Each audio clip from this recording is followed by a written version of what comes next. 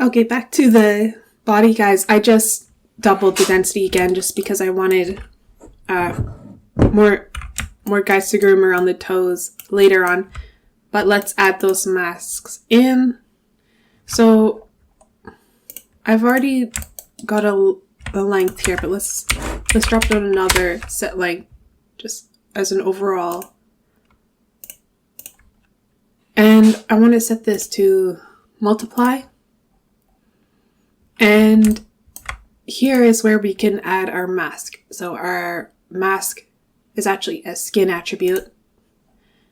And if we click this here, we can choose the body length. And you'll see the body guides have just shortened and the paws are long again. And if I drop down a set, set lift,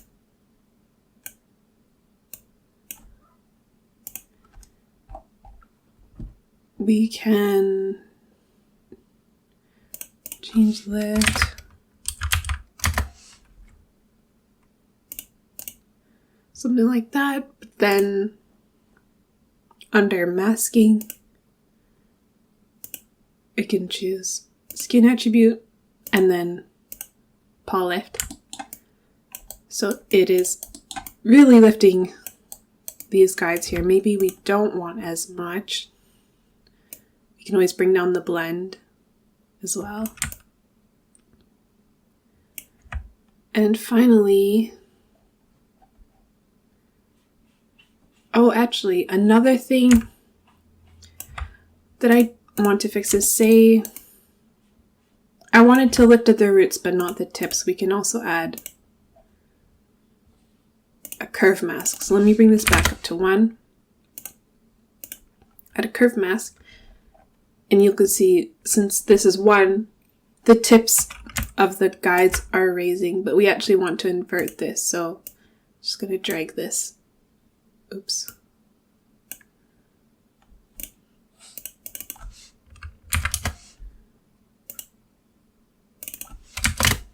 And do the opposite. So we're keeping more of the shape, but lifting the roots of it.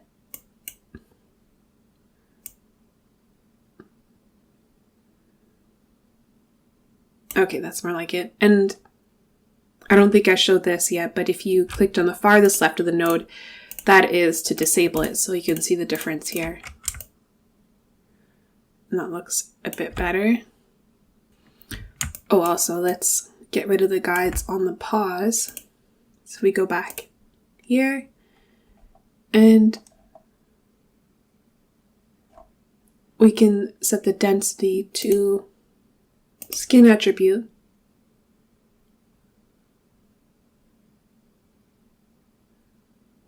It's just thinking, and we can choose the density fix. Again, it's thinking because of the guide add vector that we did. All right, there we go. And if we view the fur, what's happening is it's reading this influence radius. So that's why, because the radius is high, it's still putting fur on the paws. We can bring this down lower, but let's also add that same mask that we painted here.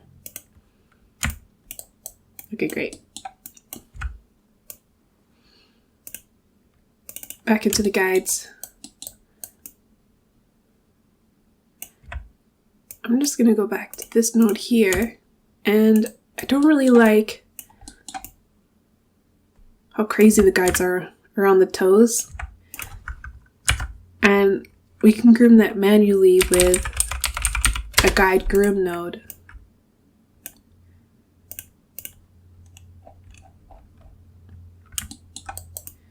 So we've got the brush. Right now it's set to constrain length, so even if I pull the guides out far, you can see it's keeping its length. We can also choose to turn off lock roots in place. This will allow you to shift the guide along the mesh. In this case, I want to keep the roots in place. And we could also turn on mirroring, which I do want. Okay.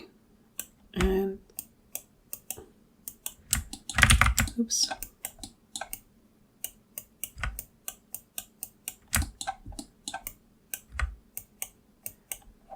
I could also set the brush to these different things here.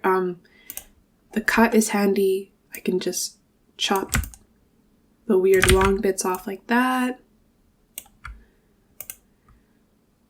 You can extend, lift, adjust the length.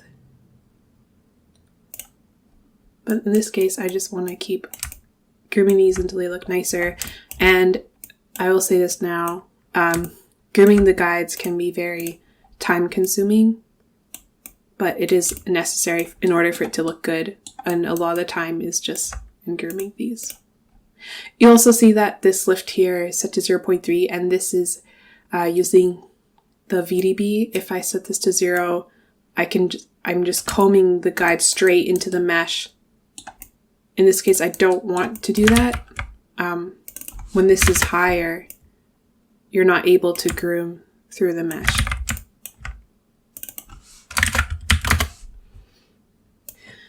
Okay, so I've combed it to be somewhat decent around the toes. And one thing you should know about the guide groom node is that it will keep a record of all the strokes that you have done. And it is procedural. So say if I go into here, into the set length, and maybe I turn, what can I do here? Let's say I scale this to 2, and then I go back to the guide groom node, and that change isn't visible. What we have to do is recache the strokes. So if I recache the strokes, it's going to try to keep all the brushing that I have done. It might not be so visible on this, but just know that in order to see the change, this is what you have to do. And it's really great that you're able to make changes before and after in the graph.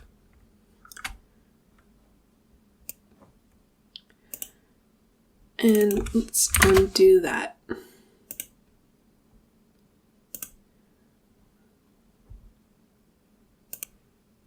Okay, next we'll look at hair, setting the fur hair attributes.